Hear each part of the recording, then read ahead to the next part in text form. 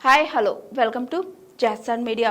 1.5 కోట్లకు పైగా విలువైన బెంజ్ కారు కొన్న నటి హేమ. వైరల్ అవుతున్న పిక్స్. టాలీవుడ్లో క్యారెక్టర్ ఆర్టిస్ట్గా ప్రత్యేక గుర్తింపు తెచ్చుకున్న సీనియర్ నటి హేమ మరోసారి వార్తల్లో నిలిచారు.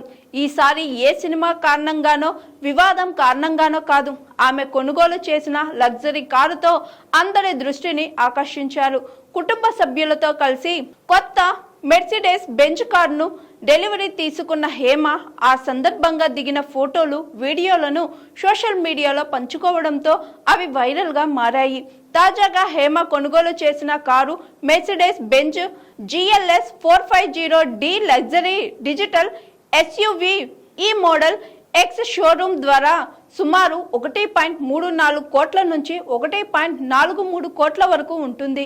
ఆంధ్రప్రదేశ్లో పన్నులు, రిజిస్ట్రేషన్, ఇన్సూరెన్స్ తదితర ఖర్చులతో కలిపి ఈ కారు ఆన్ రోడ్ ధర సుమారు 1.58 కోట్ల నుంచి 1.76 కోట్ల మధ్య ఉండే అవకాశం ఉంటుంది.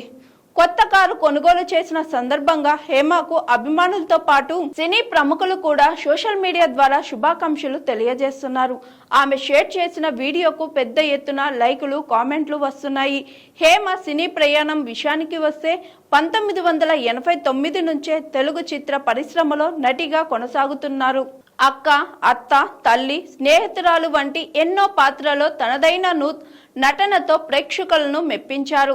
ముఖ్యంగా బ్రహ్మానందంతో కలిసి చేసిన కామెడీ సన్నివేశాలు ఆమెకు మంచి గుర్తింపును తీసుకొచ్చాయి.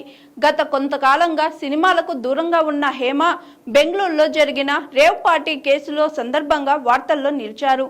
అయితే ఆ ఆరోపణలను ఆమె ఖండిస్తూ తాను ఎలాంటి తప్పు చెయ్యలేదని స్పష్టం చేశారు.